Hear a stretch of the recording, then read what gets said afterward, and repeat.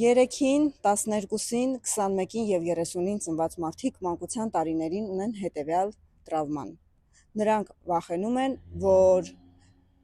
այնպիսին, ինչպիսին իրենք կան, ծնողները չեն ընկալի,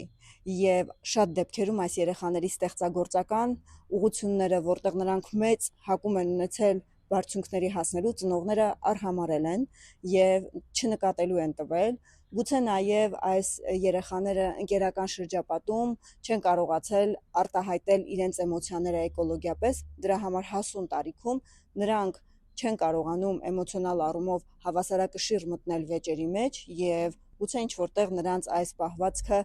մարդկանց վանում է։ Նրանց մեջ խորություն չեն տեսնում և շատ դեպքերում երեքների հետ չեն ցանկանում կյանքը կապել, որովհետև մտածում են, որ նրանք անպատասխանատու են։ Սովորաբար երեքները անընդհատ ժպտում են, որպեսզի ցույց տան, որ իրենց կյանքում ամեն բան նորմալ է, բայց իրականությունը այնքան էլ դրան չի համապատասխանում։